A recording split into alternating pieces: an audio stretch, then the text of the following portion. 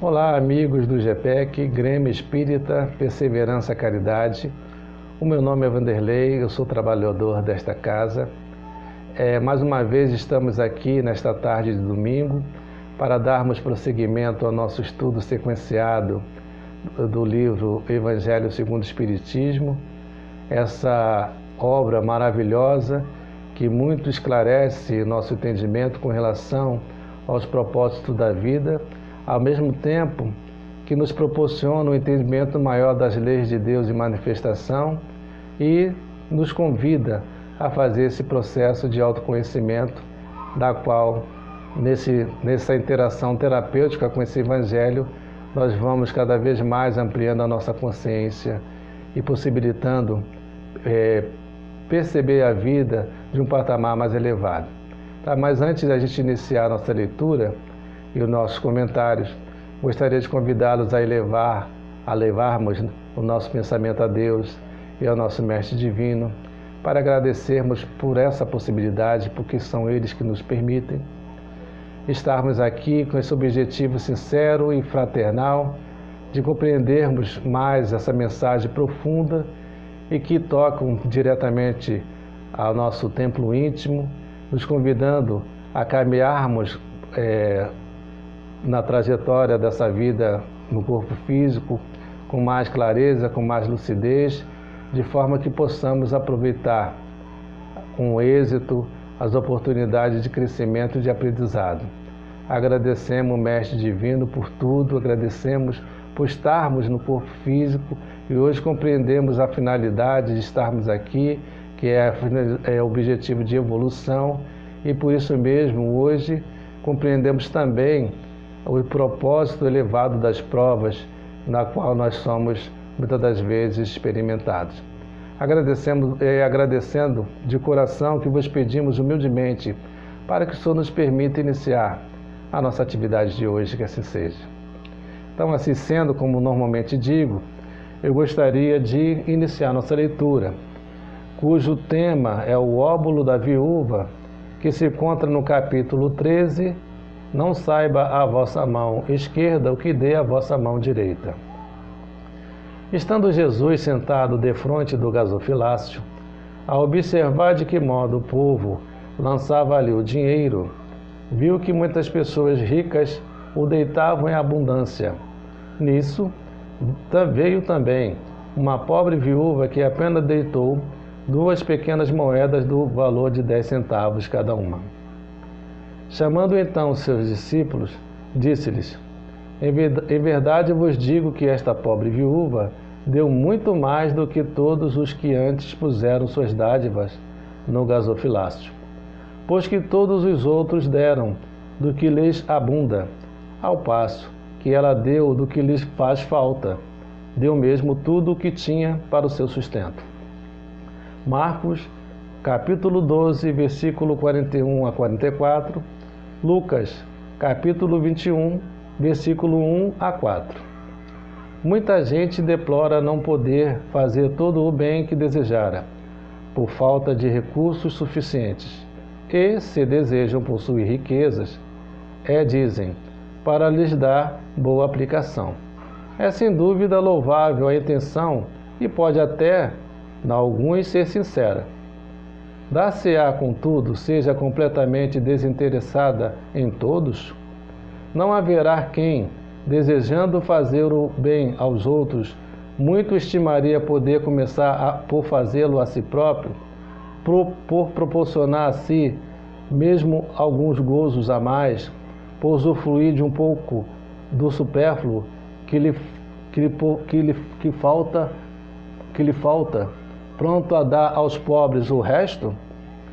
Esta segunda intenção, esses tais, porventura, dissimulam-se aos próprios olhos, mas que se lhes depararia no fundo dos seus corações, se eles os perscrutassem, anula o mérito do intento, visto que, com a verdadeira caridade, o homem pensa nos outros antes de pensar em si. O ponto sublimado da caridade, neste caso, estaria em procurar ele no seu trabalho, pelo emprego de suas forças, de seus generosos propósitos. haveria nisso o sacrifício que mais agrada ao Senhor. Infelizmente, a maioria vive a sonhar com os meios de mais facilmente se enriquecer de súbito e sem esforço, correndo atrás de quimeras, quais as descobertas de tesouros, de uma favorável herança aleatória, do recebimento de inesperadas heranças, etc. Que dizer dos que esperam encontrar nos espíritos auxiliares que os secundem na consecução de tais objetivos? Certamente não conhecem nem compreendem a sagrada finalidade do Espiritismo, e ainda menos a missão dos espíritos a quem Deus permite se comunique com os homens. Daí vem o serem punidos pelas decepções. Aqueles cuja intenção está isenta de qualquer ideia pessoal devem consolar-se da impossibilidade em que se veem de fazer todo o bem que desejariam, lembrando-se de que o óbolo do pobre, do que dá privando-se do necessário, pesa mais na balança de Deus do que o ouro do rico que dá sem se privar de alguma coisa. Grande seria realmente a satisfação do primeiro, se pudesse socorrer em larga escala a indigência. Mas, se esta satisfação lhe é negada, submeta-se e se limite a fazer o que possa. Aliás, será só com dinheiro que se pode secar lágrimas e dever-se-á ficar inativo, desde que não se tenha dinheiro? Todo aquele que sinceramente deseja ser útil aos seus irmãos, 1000 ocasiões encontrará de realizar o seu desejo. Procure-as e elas se lhe depararão. Se não for de um modo, será de outro, porque ninguém há que, no pleno gozo de suas faculdades, não possa prestar um serviço qualquer, prodigalizar um consolo, minorar um sofrimento físico ou moral, fazer um esforço útil. Não dispõem todos a falta do dinheiro, do seu trabalho, do seu tempo, do seu repouso, para de tudo isso dar uma parte ao próximo? Também aí está a dádiva do pobre, o óbolo da viúva.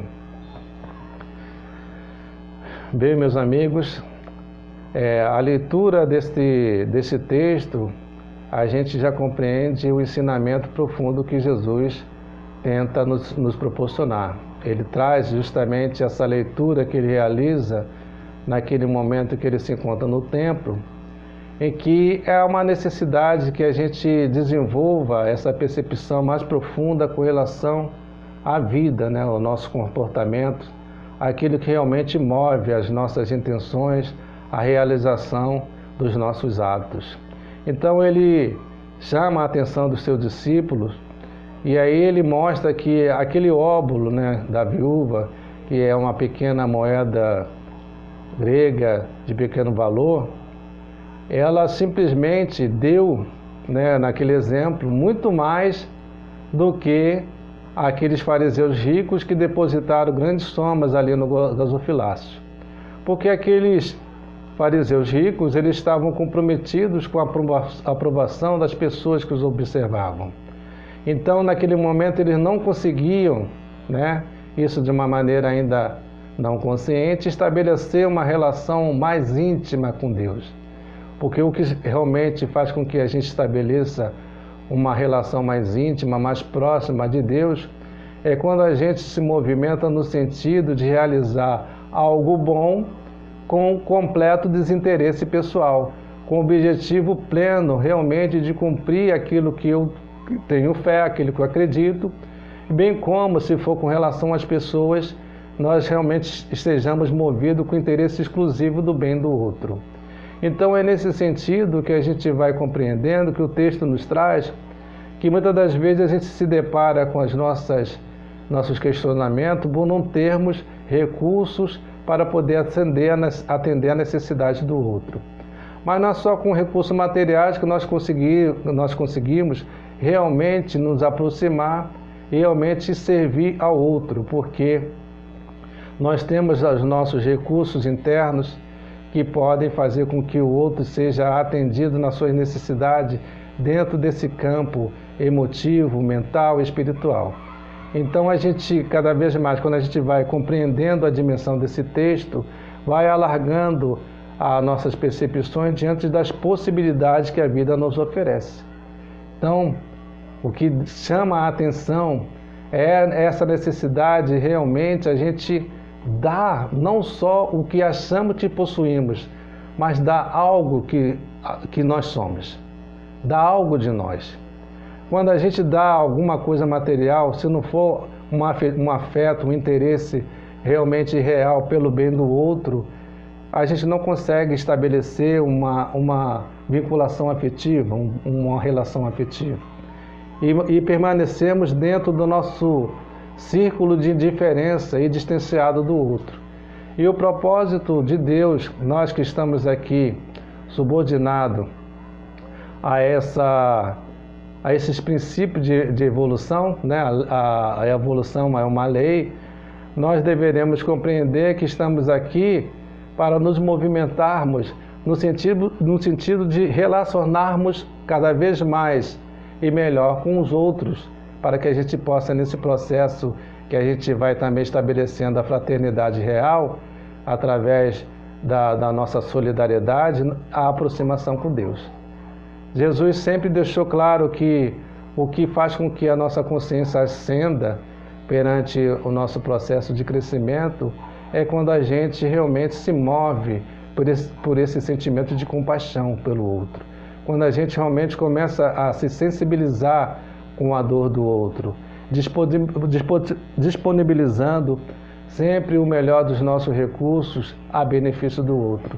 Não tenhamos dúvida que nesses desafios da vida comum, que nós temos oportunidade de interagir, sempre iremos nos deparar, quando formos convidados a realizar um bem com o outro, sobre essa necessidade de fazer o bem e com o nosso interesse pessoal.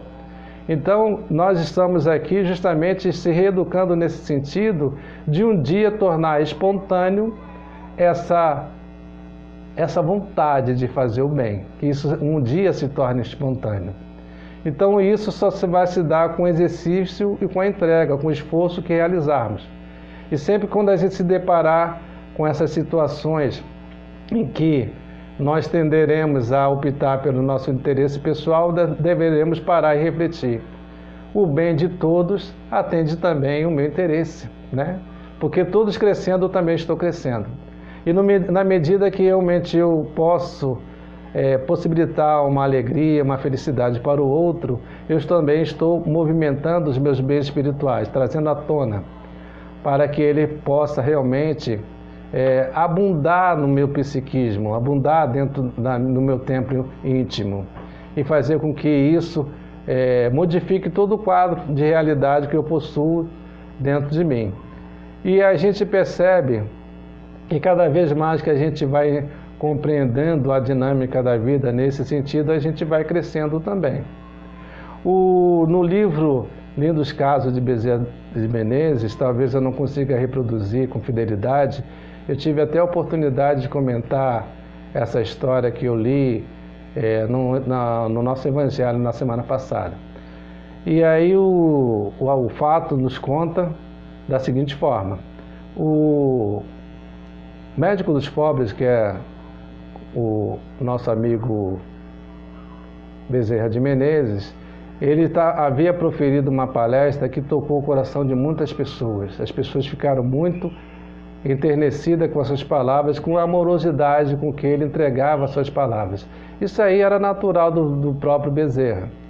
E nesse dia, quando ele desce o palanque na tribuna, e ali sai cumprimentando as pessoas que estavam agradecidas pelas palavras que ele havia proferido, ele observa que havia um jovem, com um semblante bastante triste, cabisbaixo, e aí ele, compadecido, se aproxima desse jovem, o cumprimenta e pergunta se lhe poderia ser útil.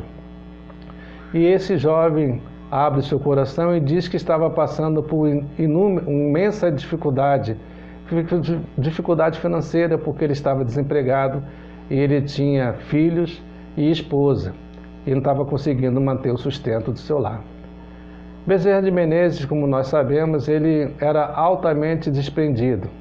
Então ele atendia, em sua maioria, no seu consultório, pessoas pobres, e não cobrava nada. Ele só cobrava daqueles que realmente podiam pagar, porque esse dinheiro poderia manter o sustento de sua família. E ele, compadecido com aquela narrativa trazida pelo irmão, ele fica totalmente tocado de compaixão e coloca a mão nos seus bolsos, procurando algum dinheiro que pudesse realmente aliviar o sofrimento daquele irmão. E aí ele percebe que não tinha nada. E quando ele sente que não tinha nada, ele fica assim muito preocupado e sentido, e ele decide fazer uma oração profunda, mentalizando a Nossa Senhora, Mãe de Jesus. E quando ele realiza essa oração sentida, ele ouve, uma mensagem, por intuição, que ele deveria dar um grande abraço naquele irmão, já que ele não poderia ofertar qualquer recurso material. E assim ele procede, ele abraça aquele irmão com todo carinho, com todo amor, e diz para aquele irmão: as coisas vão melhorar, meu irmão. As coisas vão melhorar. Esse abraço que eu estou te dando com o meu amor, você, quando chegar em casa, abrace cada pessoa do seu lar, e você verá que as coisas melhorarão. E assim aquele moço que chegou desesperançado, chegou triste, saiu com um semblante mais animado, refeito, e chega no seu lar e procede na maneira como foi recomendada. Ele abraça cada uma daquelas pessoas. E naquela noite eles não tinham o que comer e foram dormir, mas não sentiram o peso da falta do alimento. Dormiram como se tivessem alimentado. No outro dia, ele acorda e ele logo recebe uma intuição de que deveria procurar uma senhora que normalmente ajudava as pessoas. E lá ele foi ao encontro dessa senhora, e essa senhora oferta-lhe um emprego, modificando a sua situação. E aí, passado alguma semana, o Bezerra de Menezes realizou sua atividade de palestra, E quando ele está saindo ao término, ele se depara com esse jovem que vem ao encontro dele e o abraça e diz: aquele abraço, meu amigo, fez uma grande diferença na minha vida. Como modificou o quadro da minha vida. Como as portas abriram com aquilo que você me ofertou. Eu saí daqui totalmente animado, esperançoso e confiante em Deus. Então, meus amigos, quando a gente percebe a dimensão dessa narrativa, desse exemplo real, a gente vê que verdadeiramente nós temos recursos inúmeros para poder ajudar o outro e se ajudar. Porque a oportunidade da vida de realmente a gente construir esses laços amorosos e afetivos, o objetivo é fazer com que a gente se ajude. Porque quando a gente se movimenta nesse sentido de desenvolver essas virtudes luminosas que se encontram dentro da gente, a gente está se ajudando. A gente está melhorando como pessoa e modificando também o mundo. Porque quando eu melhoro a mim mesmo, eu também melhoro uma parte do mundo. Porque eu faço parte desta comunidade cósmica. Então, nesse sentido, a gente vai compreendendo que as oportunidades são incessantes. No seio familiar, no meio social que nós estamos inseridos, qualquer situação, circunstância que nós somos convidados a dar, pelo menos o nosso óbolo. Então, a gente deve realmente ampliar e verificar aquilo que é possível nós realizarmos e de uma maneira sincera, para que a gente possa se educar nesse sentido de fazer ao outro o que nós gostaríamos que nos fizesse. E fazendo de uma maneira desinteressada, com objetivo exclusivo pelo bem do outro. Então, sendo assim, meus amigos, eu vou terminando aqui os nossos comentários e convidando a todos a elevar o nosso pensamento novamente a Deus, para agradecer por essa oportunidade desta noite, desta tarde, desta tarde que nós estamos aqui refletindo. Agradecemos pelas palavras que se encontram no Evangelho, que objetivam fazer com que a gente se amplie através dessa reflexão, que a gente realmente compreenda que a vida tem um propósito elevado e magnânimo, que faz com que a gente realmente cresça quando a gente desperta para essa verdadeira realidade. Que possamos realmente seguir os passos do Mestre Jesus, que sempre nos convida a renunciarmos a nós mesmos, né? E carregando a nossa cruz e fazendo todo o bem possível. Agradeço, Senhor, por tudo, por essa energia que nos envolve, e vos peço, Senhor, que o Senhor possa continuar cuidando do nosso planeta, da nossa nação, do nosso estado e do nosso querido GPEC. Que todos nós possamos sentir a sua presença, porque a sua presença se faz todos os instantes, mas muitas das vezes as nossas limitações não nos permitem perceber.